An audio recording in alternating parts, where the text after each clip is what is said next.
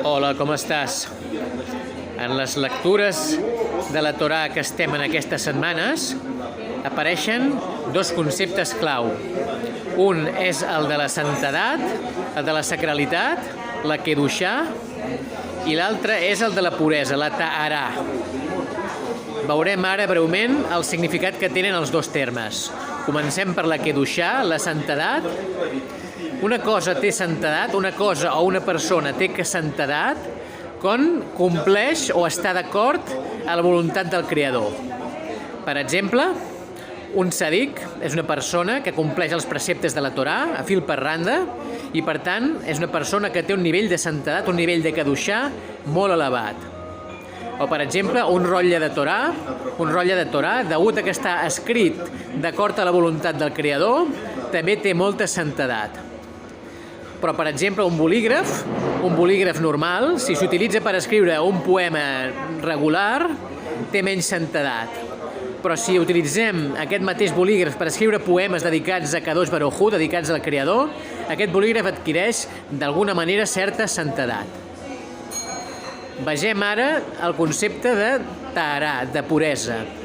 La puresa no és si està una cosa d'acord a la voluntat del Creador, sinó el contingut que té de divinitat, la quantitat de divinitat que conté una cosa.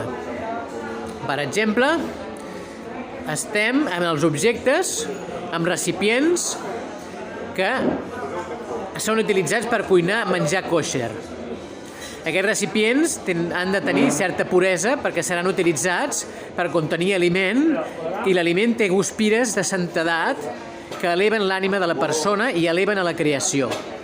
Per tant, això té un contingut de divinitat. Aquest aliment té un contingut de divinitat i si és un aliment kosher, evidentment, té molta més divinitat continguda. O, per exemple, una dona, en el seu estat de puresa, després d'immergir-se en el mikvé, té un estat de puresa molt elevat.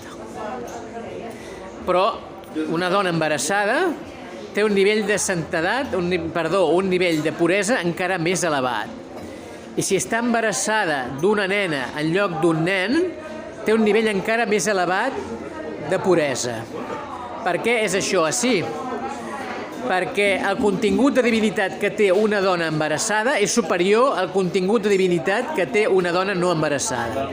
I el contingut de divinitat que té una dona embarassada d'una nena és més elevat que el contingut de divinitat que té una dona embarassada d'un nen. Per què?